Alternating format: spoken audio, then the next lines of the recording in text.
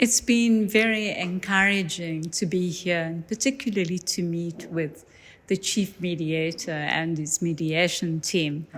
All of them have been involved in the peace processes in South Sudan. In fact, the chief mediator himself led the comprehensive peace agreement discussions. And, what we got from the discussion, which was really quite frank and engaging, is their commitment to ensuring that any agreement that is signed is actually implemented, and that, in fact, the dividends from that agreement will benefit the ordinary people of South Sudan. I think that's their major concern, that it should end the conflict. It should bring all the parties who have been outside of the process into the process, and that any gaps, in fact, that anyone might argue exist will be addressed. The chief mediator, I think, raised a number of concerns. I think in the main, his concern is that you can sign any agreement, but the big question is implementation, and also a commitment by the parties who sign it to ensuring that, in fact, it is actually implemented. And, they have huge experience in dealing with South Sudan and all of the political parties. And they are concerned that, in fact, it just isn't a piece of paper, but is something that actually translates into building a peaceful society, ending the conflict, and ensuring that citizens in South Sudan enjoy their rights as citizens. And that means access to education, to social services, and also to being able to enjoy a life in which conflict is not what you have to wake up with and deal with every day. And so the security issues for them were also of major concern. I think my message to the government and to all the groups who are here is that I think this is quite a critical moment for South Sudan.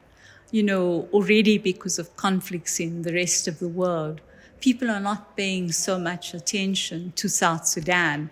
And in fact, I would say that there's awareness of the fact that the conflict has not ended, particularly at a subnational level. And if we want to retain the interest of the world in ensuring that South Sudan is able to walk this pathway to building national unity and reconciliation, and of course to also building rule of law institutions, then the parties who participate in the process must be committed to the value system that underlies both the CPA, the revitalized agreement, and of course the Tumeni process. And that is to make peace and to ensure that there's a management of plurality and diversity, and that South Sudanese citizens can return home understanding that they will be able to carry on with their lives, and that the quality of life they enjoy will be improved so that they remain in South Sudan and don't sit outside of the country. The question, of course, is that the revitalized peace agreement has a fairly comprehensive understanding of how transitional justice, a comprehensive process, can contribute to both peace building and nation building. And what we were here because of our mandate, which is really around Chapter 5, I think the reason we are here is to really ensure that, in fact, Chapter 5 institutions and Chapter 6 are really preserved and not tampered with, and that Tumaini, in fact, reinforces the importance of being able to not just establish these institutions, but also to ensure that they work. Which institutions? Can you mention some of the institutions? The Commission on Truth, Healing and Reconciliation, the Commission, the Reparations and Compensation Authority, and then, of course, fundamental to any peace process is what we would call a social contract, which is embodied really by a permanent constitution. And that process is critical, really, before you can have any, end to a peace process.